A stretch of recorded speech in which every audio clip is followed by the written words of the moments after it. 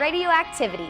There are lots of things that can give off small or large amounts of energy and particles that we refer to as being radioactive, including minerals that come out of the earth and helpful medical technologies. Even bananas and your own bones contain substances that are slightly radioactive.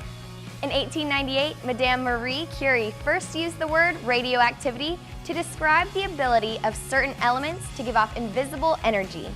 But did you know that this type of energy can be used to explore the solar system?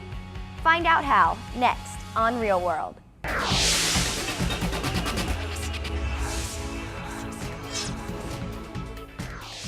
When most people hear the word radioactivity, they think of mysterious glowing substances, nuclear power plants, or weapons.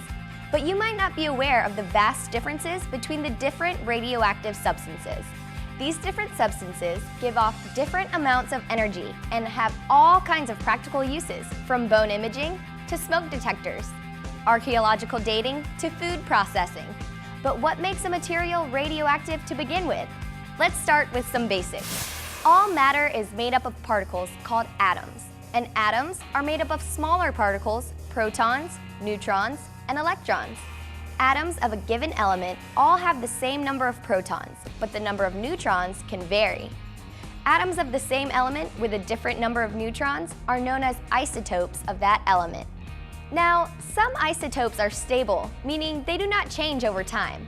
Others are unstable. We call these unstable isotopes radioisotopes, because to become more stable, they radiate or give off energy, usually moving particles plus heat.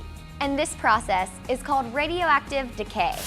Radioactive decay is what happens when an atom is trying to get to a stable state, that is a balanced state.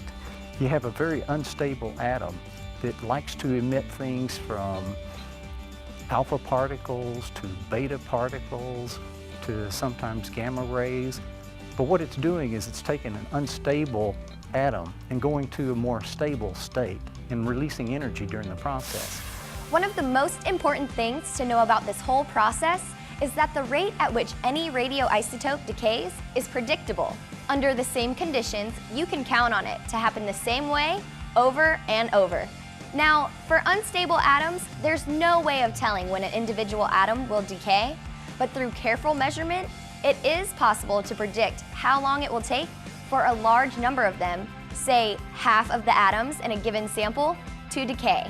As the atoms decay, they change from one element into another. The time it takes for half an amount of any radioisotope to decay into another type of element is called its half-life. Half-life is the amount of time it takes for half of the radioisotopes to decay from a more unstable state to a more stable state. And atoms of different types have different ways of decaying from this more unstable state to the more stable state.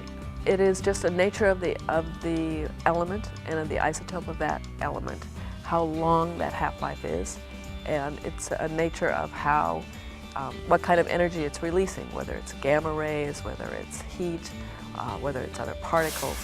Half-lives